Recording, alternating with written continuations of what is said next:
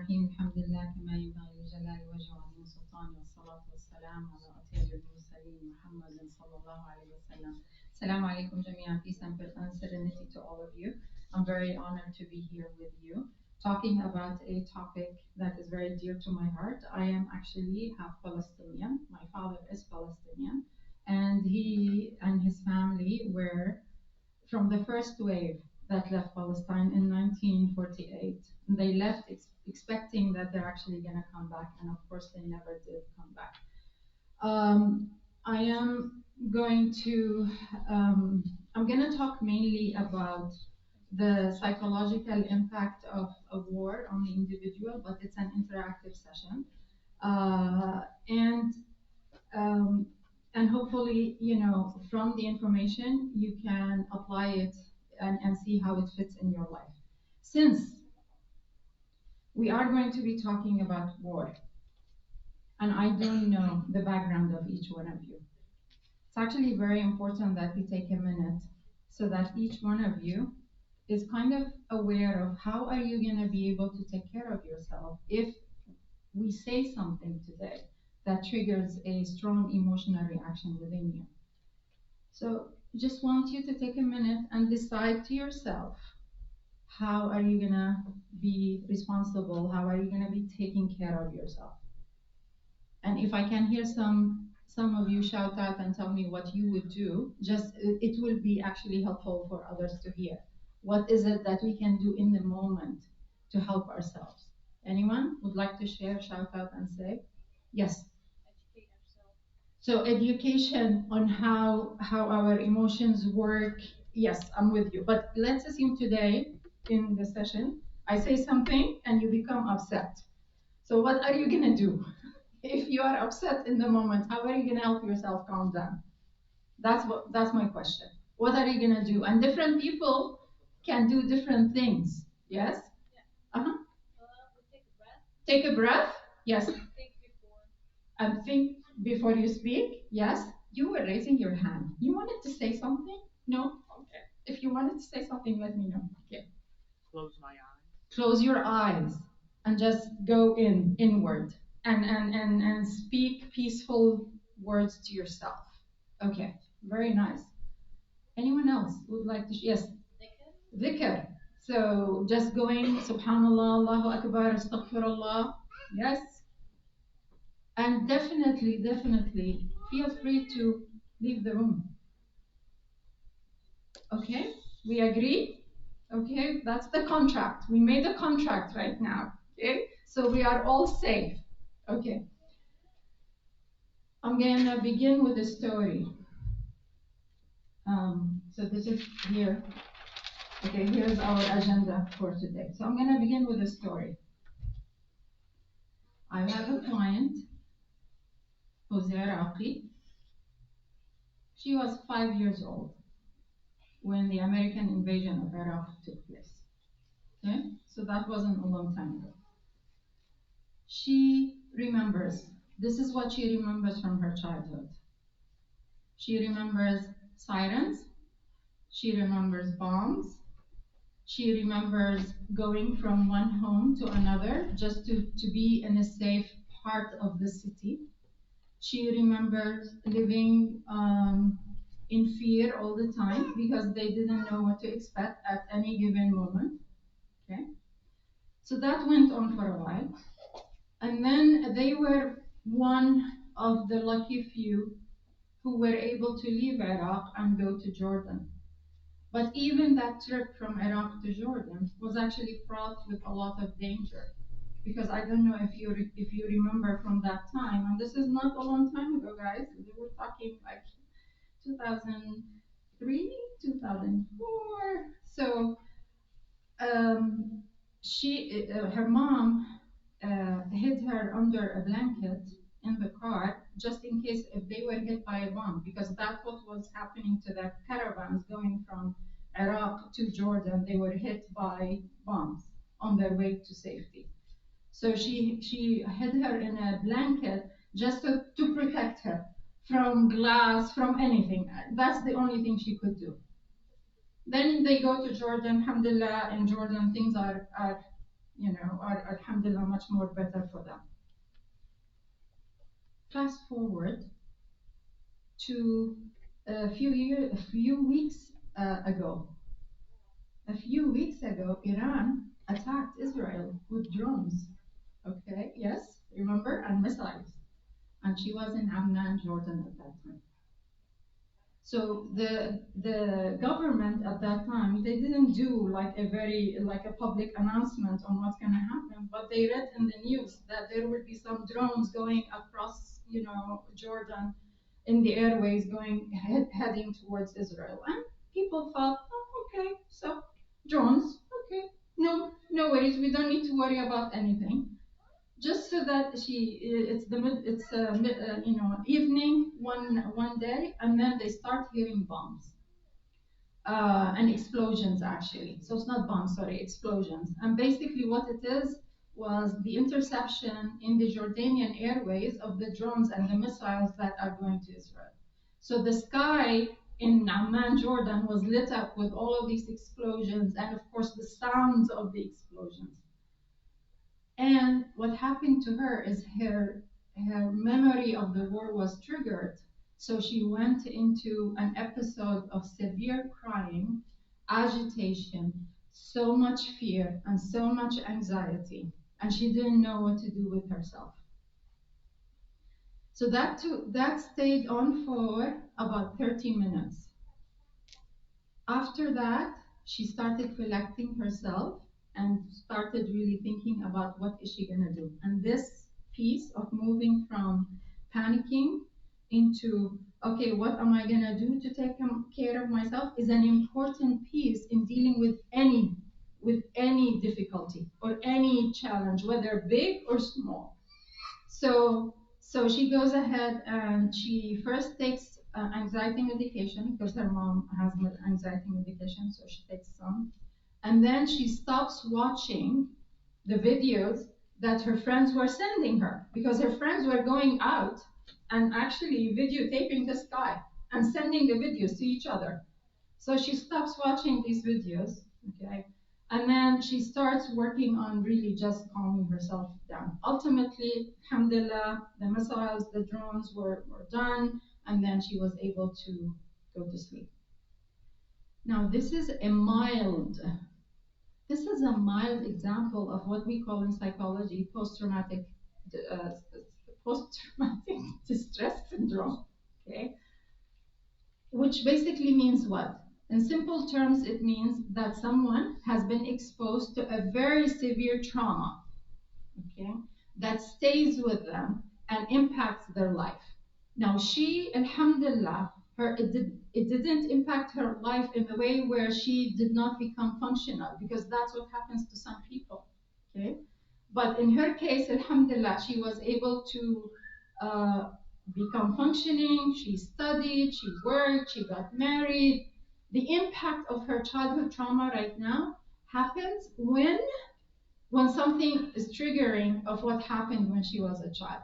So until today, when there is a thunderstorm, when she hears thunder, she actually experiences, panic and anxiety because thunder mimics the sound of the bombs that were happening during her childhood.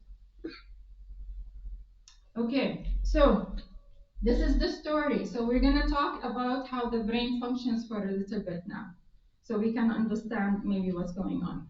So I would like to get 3 volunteers. What you're going to do, just so you know what you're going to do, you're actually just going to wear these 3 colors, and then I'm going to use you as a metaphor for explaining the 3 different states of the brain in different areas. So who's willing? And you need to know that they are recording, so you're going to be on the recording. So if you are coming out here, you're okay actually being recorded and being on YouTube.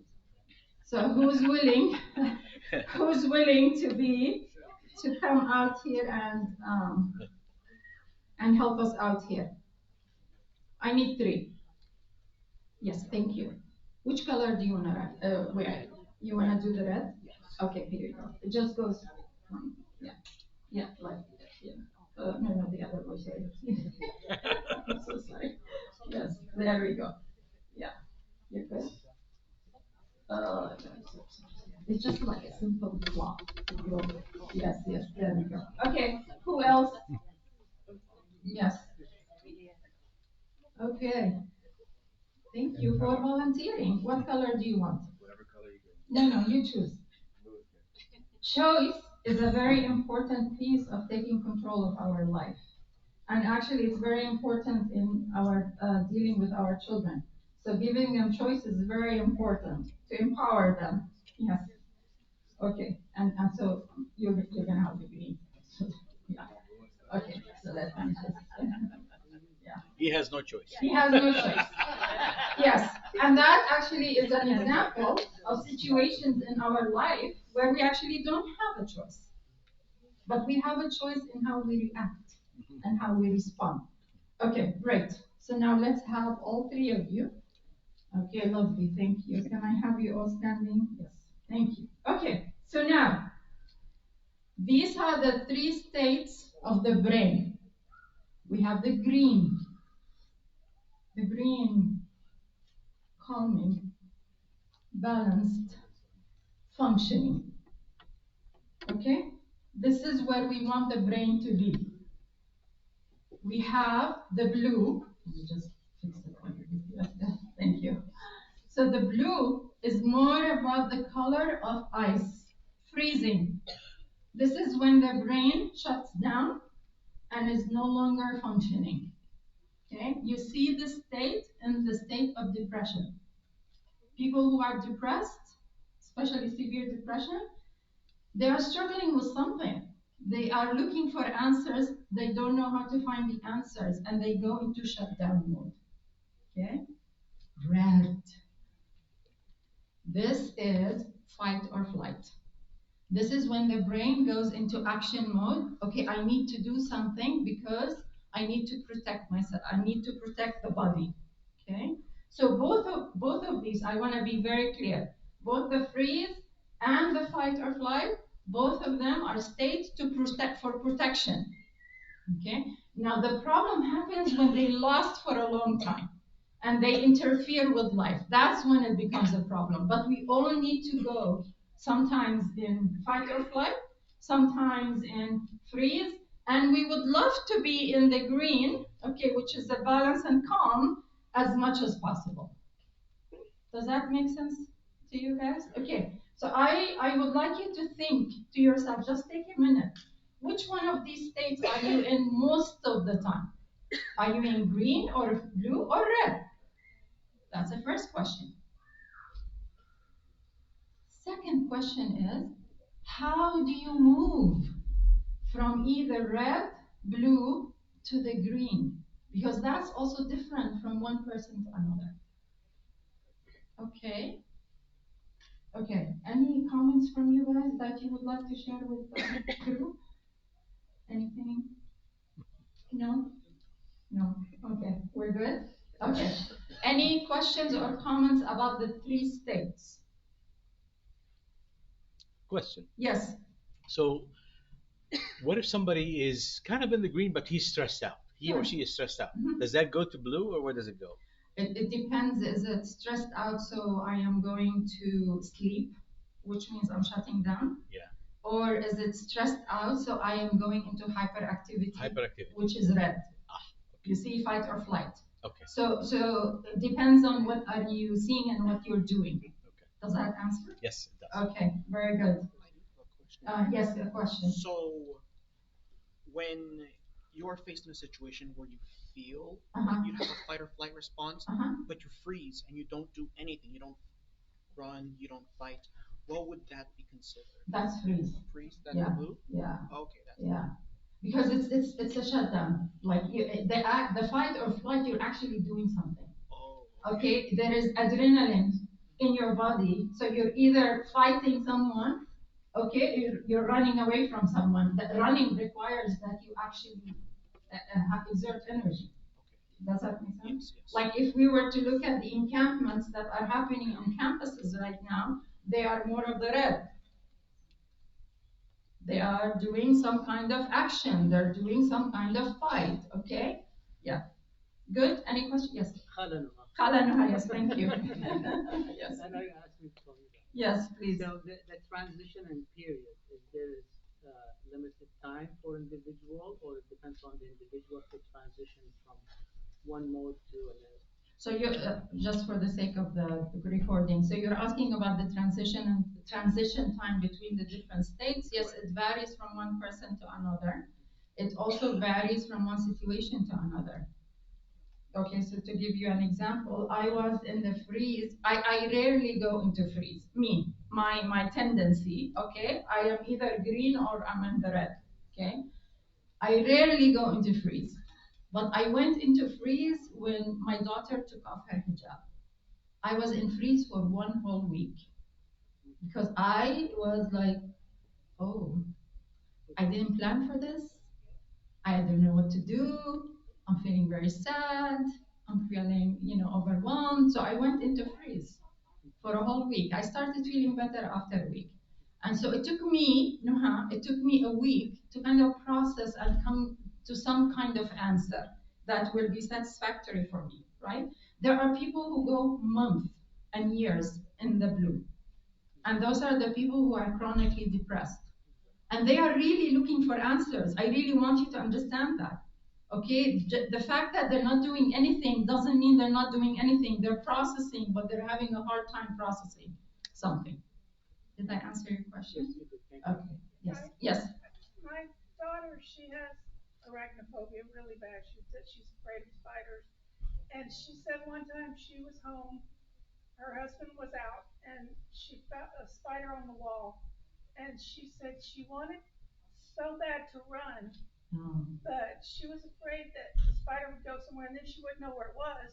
So all she could do was sit there and cry and watch it until her husband came home to kill it because she couldn't kill it. She couldn't run away from it. So she just sat there and cried. So she sat, she didn't move, and she didn't run away. So she was frozen, basically.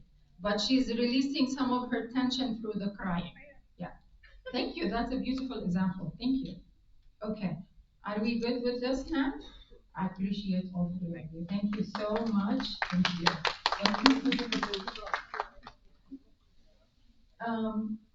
Yeah, thank you. So those are the three states of the brain, okay? We have the balanced calm, we have the fight or flight, and we have the freeze. Now I'm gonna ask all of you to actually participate in the next activity with me. We are going, this is our lovely brain, okay? Um, so this is the frontal part here. This is what you're seeing, okay? But we're gonna do an activity right now to see how the brain functions. So I would like you to work with me. So please put your hand up like this. This is not a trick, just follow with me, okay? Just so we understand in a simple way how the brain functions. So this area here would be at the top of your neck here, and this is called the brain stem. This is the area of the brain that controls the functions of the body that you are not aware of. Kind of like your heart rate and your breathing rate, right? You don't control those. But suddenly, sometimes you find your heart rate going boom, boom, boom, boom. Okay? However, so that's the brainstem. Put your thumb across your palm like this. And this would be the middle brain. Okay? It's all the way inside. So you can't see it from outside here. You can only see it if you open up the brain, and then it's all the way in here. It's hidden. Okay? So that's the middle brain, and there is a very important part of the middle brain called amygdala. Some of you have heard of the amygdala because amygdala right now is called the radar of the brain. The amygdala is the part of the brain that kind of tells you, okay, oh, you're in danger. So it could be physical danger, it could be psychological danger, right? Mm-hmm. Then put your fingers over your thumb like this.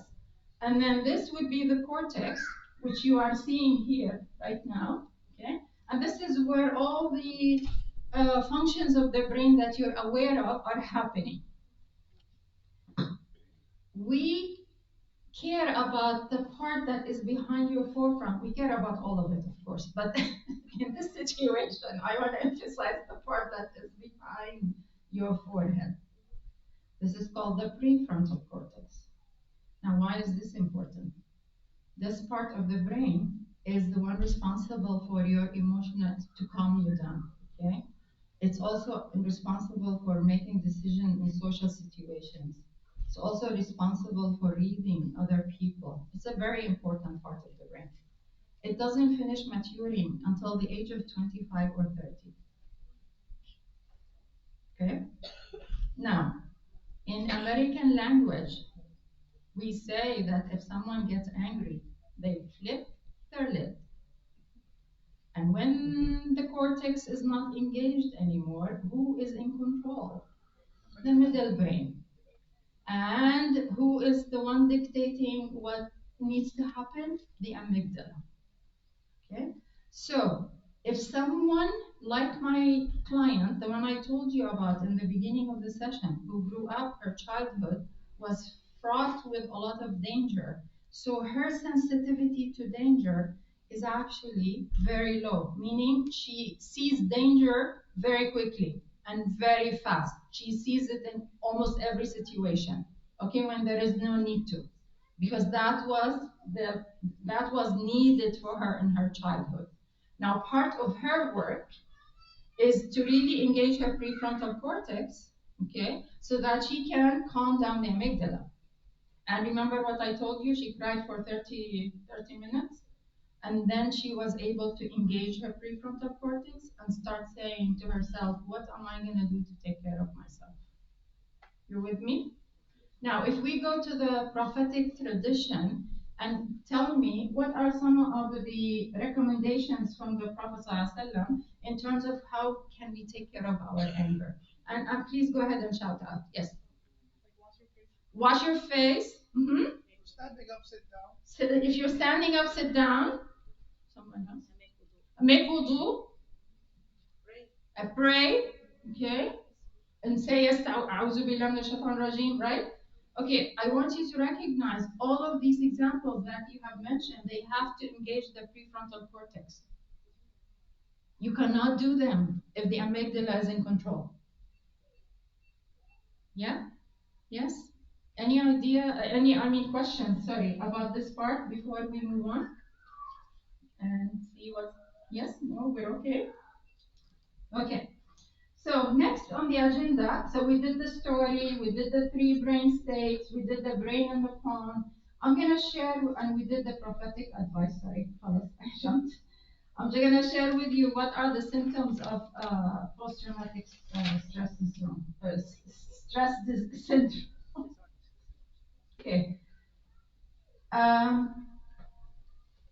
The person who's experiencing PTSD remembers the memories, the traumatic memories involuntarily. Like it's not, it just takes over for them. Okay, this is not like for the average person. It's like a much more intense. Okay, and it stays for a longer time. They have very frightening dreams. Wake up in the middle of the night, maybe screaming or crying. Their reaction to stimuli around them, okay, is very intense and very strong and way different than regular people who haven't gone through trauma. Their beliefs about the world are very negative. They may hold also negative beliefs about themselves. They experience feelings much more intensely than anyone else. They don't enjoy life. They're not seeing joy. Okay, they're not seeing anything to be excited about. Some of them, they tend to get into anger outbursts very quickly and very intensely. Some of them are impulsive, meaning they actually act in a very reckless way. So you could see them, for example, doing speed racing, okay, without really worrying about being hit or harmed. There also could be attempts at suicide. They are hypervigilant, which of course, makes sense because the amygdala is saying danger, danger, danger. Their sleep is disturbed. Okay, either they can't fall asleep, or if they fall asleep, they wake up and they cannot stay asleep for a while. Their reaction to, startled response, meaning like if something sudden happens, they you see them going jumping like that. So that is also very intense, and they're functioning. This is what how we judge things in psychology. Is the person functioning or not? So a person could be, under a lot of stress. But what is important for me as a therapist is to see, is this person functioning in their family? Are they functioning at work? Are they functioning in their social area? If they are functioning, that means they're managing. Okay, it's a problem if one of the areas of life is not being managed or they're not functioning in it. Now, in order for someone to be diagnosed with a PTSD, the symptoms must have stayed for a whole month after the traumatic event. Okay? And within 3 months, 50% of people who experience PTSD actually are, alhamdulillah, they become better and they are relieved of the symptoms. That's a good percentage. Um, the other thing I'm going to say about this is the symptoms of PTSD fall into four circles, if you will, and they can be different from one person to another. So a person could exhibit the symptoms of fear, like they are living their life using the lens of fear. Another person could be more depressed. Okay, you see them just depressed, not engaging with life.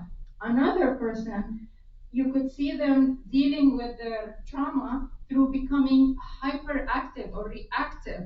And those are the people who would be very angry, for example. And the last circle of symptoms is dissociative, which means that the person is not connecting with himself or herself or connecting with what is going on with them. So it is different from one person to another, okay? And we cannot predict. No one can predict how it's going to translate into someone's life. All we can do is sit with the person, listen to them, and really assess what is going on with them. So those are the symptoms of PTSD. Any questions about that? Yes. Yes. So if you are experiencing PTSD, Uh-huh. um, can you get out of it without having to use, for example, medications or anything like? When do you determine, say, hey, no, you need some medication to actually help you get out of this? Um, okay, very good question. So I think it will depend on the person and the impact on their functioning. Okay, and sometimes, the most important thing in dealing with this is not medications actually, it's processing the trauma itself. Medications in this situation, in a way, they numb. They don't actually help you face the trauma and what happened, and you need to face the trauma so it doesn't continue to take hold over your life. Now, does that mean that everyone is ready to face the trauma? No. And we need to respect where people are. Okay, yani, me as a therapist, okay, my youngest daughter had depression for 2 years, and I told her, Habibti, you are depressed, you need to go and see a therapist. I'm a therapist myself, okay? Habibti, you need to go and see a therapist. No, mama, no, mama, no, mama. Until one time, she was in a place where she was like, yes, I'm ready to see it. It took 2 years. So we need to respect where people are at, and for us, as people who are surrounding someone who's struggling, what do we need to do? Since now we're talking about this, I'll mention it. The best thing we can do is to be there for them, to be supportive, to be listening, not to judge them. Not, yeah, for example, for depressed people they hear from people all the time, just snap out of it. Or the thing that kills them the most is when people tell them, you're not grateful enough. You should be grateful. You have so many blessings. Look at what's happening, da da da da. You should not be experiencing this. That is a lot of pressure on someone who's going through depression that is not helpful. So we need to respect that the psyche of that person needs their own journey to come out on the other side.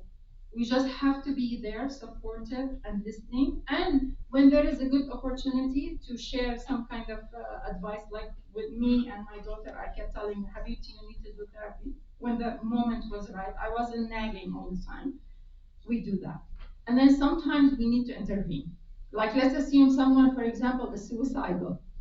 Let's just assume we're not just gonna sit idly and do nothing. We're just gonna take them to the ER and really have them assessed.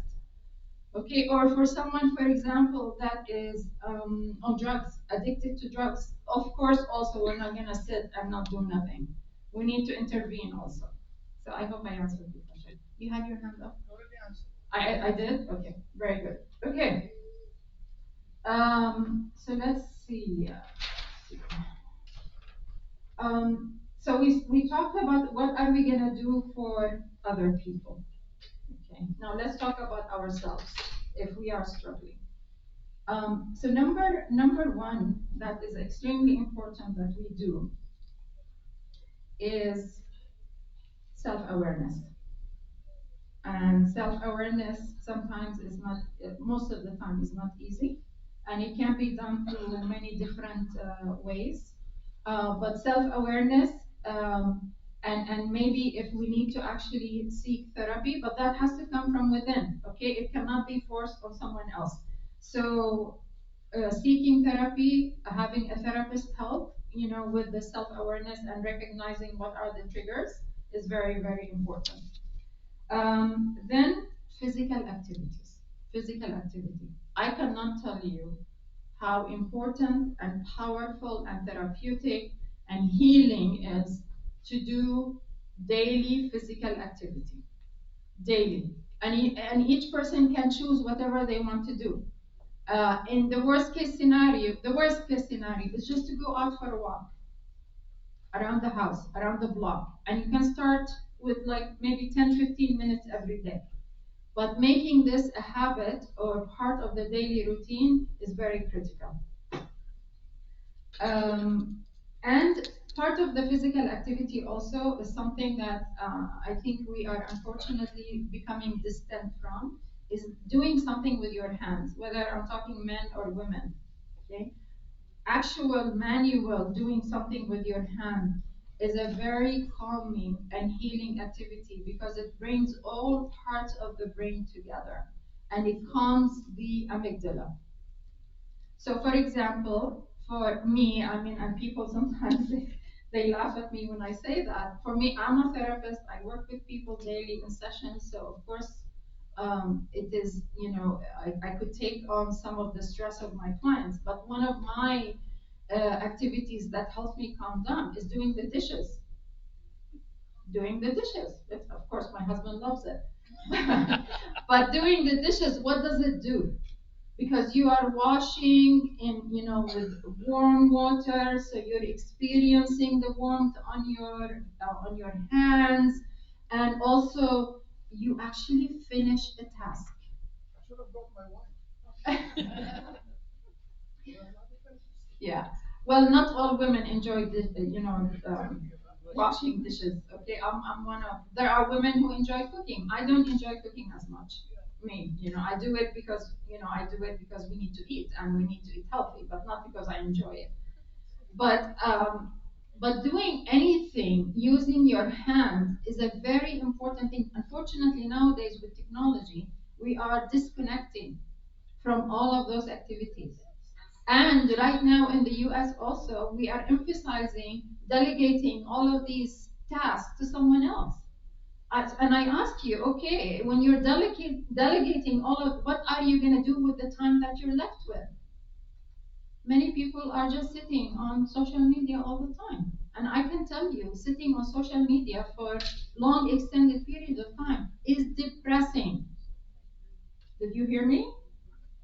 Depressing, okay? And there are studies that actually have studied the impact of video games and social media on teens specifically.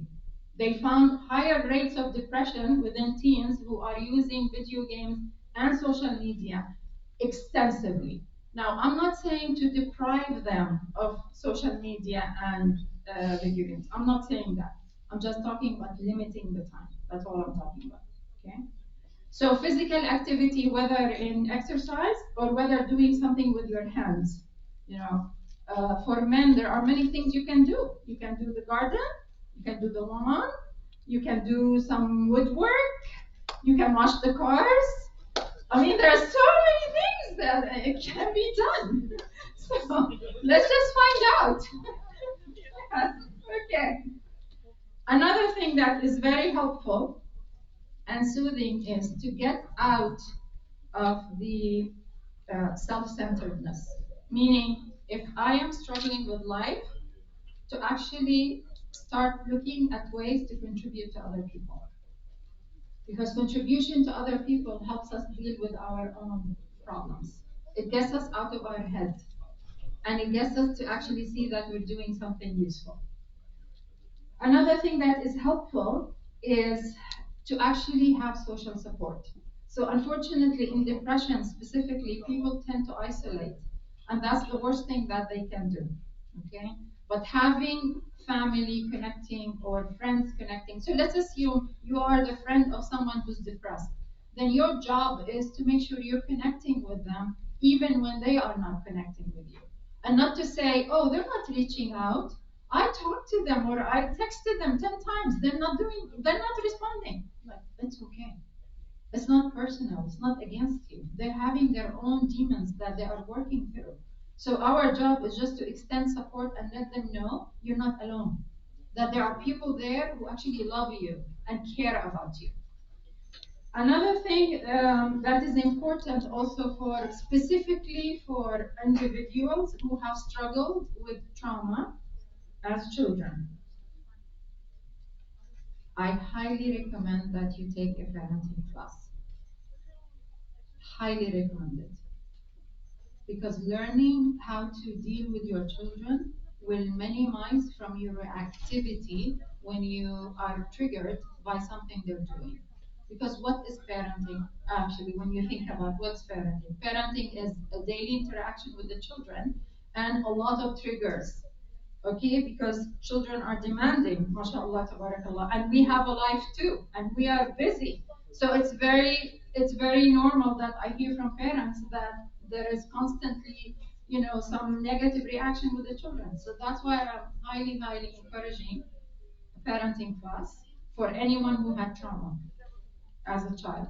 And even for those who never had a trauma as a child, parenting classes will help you greatly in your interaction with your children. And and that's the more important piece. Why is parenting classes important? Is so you as a parent can train your child to be able to be self-soothing. So you can train your child to learn how to emotionally regulate, okay, without having to resort to drugs or porn or self-harm or relationships, just frequent and ineffective relation. There are so many different ways that children use to actually help themselves calm down, and some of them are not effective and not healthy. So taking a parenting class will help you train your child to be able to do that self-regulation and emotional regulation. And you all got the postcard for the self-soothing child, or most of you at least, right? So that those ideas on those posters, if you can implement this in your life with your children, you're doing an amazing job. And also on my business card, if you were to scan the QR code, you will get also a list of, there is actually a link to a video of a parenting class that's available online that you can access. I cannot emphasize to you how important is a parenting classes. Unfortunately, I get the parents in my office after some unfortunately negative foundation has been established at home. Unfortunately. So let's begin to prevent this. And then last but not least, what differentiates the people who can overcome PTSD and those, or one factor, not the only factor. I remember hearing the story, a real story, of a man from Syria. Um, so before the current situation in Syria, I don't know. Some of you may recall or remember. There was a period of time where unfortunately, many Syrians were put in jail. Male Syrians, right? They were put in jail, and their families didn't know about them, and many of them were killed. Okay, because of the regime at that time. Now, one of those men specifically, I heard his story because he was in the jail in jail. Okay, Alhamdulillah, ultimately he came out of jail, and it was only through the mercy of Allah subhanahu wa ta'ala. It was a coincidence that he came out of jail. And so his wife was telling me his story, and I asked her, so how did he process the trauma of being in jail? And unfortunately, just to give you a glimpse of what used to happen to them, like every day, the jailers would come in and they would choose one person from the group that, or a couple maybe, that will have to be killed the next day. That's how they lived. So they lived, like they didn't know, am I going to make it to the next day or not, right? So he went through that for quite a time.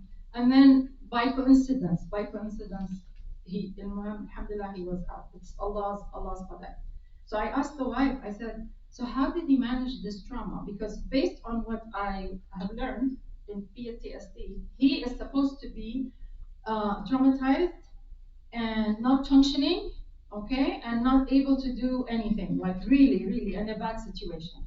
And she said he kept talking about Allah's qadr, and he kept talking about the relationship with Allah. So the people who make sense of the trauma through a faith based lens are able to deal with the trauma better than someone that doesn't have any faith base to assess and process the trauma. And that's a blessing for those people who have it. And it's not something we can feed someone, it's not something we can force on someone. It's a very personal connection with Allah subhanahu wa ta'ala. Okay, and with that, I come to the end of my presentation for you. So we have about 8 more minutes. If there are any questions, I am willing to answer. Yes. If your child in the age of 20, where it's not like you're not raising kids right now, Uh-huh. probably away from you in university. Sure. So how you gonna correct some of previous uh, or improve anything if your child with Yeah. connection? How is like the way you talk to them? And another question, if they get involved in any of the demonstration, encourage them not to get really, when they move to the red decision, when everyone gets in the red and something hard. So it's very difficult at this age to make the right decision. What is the advice here? So you're two questions. One is if the child is already in their 20s and they are living away from home, okay, how can you continue? I call it influence. So it's not to control, but it's more about influencing the adult children, right? So how can we influence them when they're away from home and we're worried about them? Remember my story about my daughter. Okay, keep this in mind. Okay, because she would go days and weeks without contacting me, right? But I would send messages. I would say, "How are you? How's everything? I love you." That's it. Okay, because they are far away, I cannot really force her to talk to me, right? But I want them to know I'm there. So I'm always like, I'm here. I love you. If you need anything, let me know. Okay. Now let's assume your child contacts you and shares with you a concern or a problem or something, very important that you share your opinion, but very succinctly. Yani don't make it a lecture. Yeah, the second question was about, I think I heard demonstration. Yeah, so when they are out there in any, they have to make the right decision, but Mhm. it's very difficult for that age to make the right decision and the right call in situation, Right. difficult situation. My advice: stay away from any, like when there is hard situation, don't get involved. But how can I be sure? I say, yeah, yeah, yeah, we'll do that. Don't worry, we're not getting involved in any. How about if they're at certain age, when something comes, they're probably gonna make the wrong decision. Is there anything we can Um, prevent this wrong decision? no, Unfortunately, no. No. There isn't. I wish I could tell you there is a magic wand or magic pill so we can prevent them from making wrong decisions. There isn't. But when your child is away from you, okay, you have to make a lot of dua. And you have to maintain the connection even if they're not connecting with you. Because you never know when they're gonna pick up the phone and call you and say, I need your advice or I need your help. So that line or connection needs to be there. So that's one. The other thing is, and I know parents don't like me when I say this, but I have to say it. This is how your children are going to learn from making mistakes. They are.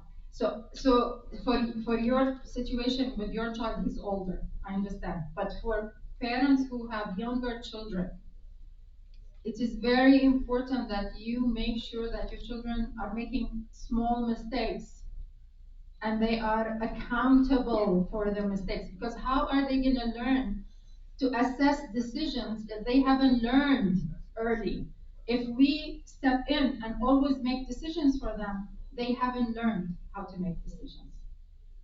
Okay? So I tell all the parents, and do you think they listen to me? No, they don't listen to me. But I have to say it anyway. Please allow your children to fail, and make mistakes when they are young, because it's much easier to handle those mistakes and failures early on. It's way harder when they are older. Yeah. So dua, connection, and you say your opinion when he says something. Like for example, I have a family member right now whose son is in at university, right? So this is the message he sent his son. He said, everyone is asking about you. Everyone is worried about you. They want to know how you're doing right now with all the what's happening on campuses. And I want you to know that we want you to be safe. So please be careful of making decisions that you are safe. That's what he said to his son. And that's all we can do. There is a point in time where we no longer have control over our children. Actually, we don't have control over our children since the day they are born. You know which areas we don't have control over when they are born? Three. There are three areas. Anyone wants to take a guess? What has to do with diapers? Yes, yes, absolutely, 100%. They choose to do it in the time that's not convenient for you, right? Yes. So diaper issues. What are the other two? Huh? Feeding. If you have an infant, can you force an infant to drink milk? You can't. We change that when they become toddlers and preschoolers because we start force feeding them. And we are sending them a wrong message. But as infants, they control their feeding. What's the third one? Waking up from sleep. Exactly, sleep. Whether they're gonna fall asleep or wake up from sleep. Absolutely. But with this one, with sleep specifically, you can train your child to sleep through the night. So this is another message I sent to the parents, because nowadays parents are actually telling me, "Oh, poor thing. No, no, I have to wake him up and feed him at night." No, you don't have to. You please train your children to sleep through the night so you can wake up fresh and you can be with them with calmness. Unfortunately, there are mothers right now who are causing a lot of misery for themselves because they feel sorry for the child. And the child has been born with a lot of resiliency, but we're not allowing that resiliency to flourish. So, okay, I think I'm at the end of my time. Yes. Yeah. What kind of advice do you give a wife that is living with an explosive husband, anger issues, serious anger issues? That's there's a long answer there. Okay, so part of it is what are her options? Okay, because some wives may choose to leave that marriage. She doesn't want to. She doesn't want to leave. Oh, To help him to treat himself. oh no. So the first advice I would tell her: if you stay in the marriage, you need to stay in the marriage knowing this is how he is. Yeah, 100%. Because the change has to come from him. He might change, But she cannot stay and nag him to change. She can't because we don't know when it's going to click for him to change. So if she wants to stay in the marriage, she has to stay in the marriage knowing, okay, this is how he is. I have to figure out my plan for what I'm going to do to take care of myself with such an explosive husband. See, some women in the community, we have this problem, a real problem. Mhm, She has no way of taking care of herself mhm, financially if she leaves her. mhm, mhm, So she's stuck in a situation where it is devastating. It's not mhm. easy for her to live like that. So there must be something that she can at least do, not only to live with this situation, but maybe to direct him in an indirect way. No, No way. I'm telling you, this is where people waste a lot of energy, unnecessary energy. 100%. She needs to focus on herself. Let her go take an education. Let her go find a job. She needs to focus on how she's going to take care of herself. And when This the way we're anger, directing them to divorce. sorry, This way we're directing them to separate. maybe it will happen, maybe not. I have seen situations and couples when the woman changes, the husband changes. That makes sense. Yeah. So she needs to focus on what's under her control, which is herself, not the husband. So, okay. Okay, guys, my time is up. Okay. Okay. Jazakallah khair. Assalamu Thank you. alaikum. May Allah bless you and grant you all Qur'an in your families. And please remember parenting, okay? Okay. Yeah, yeah.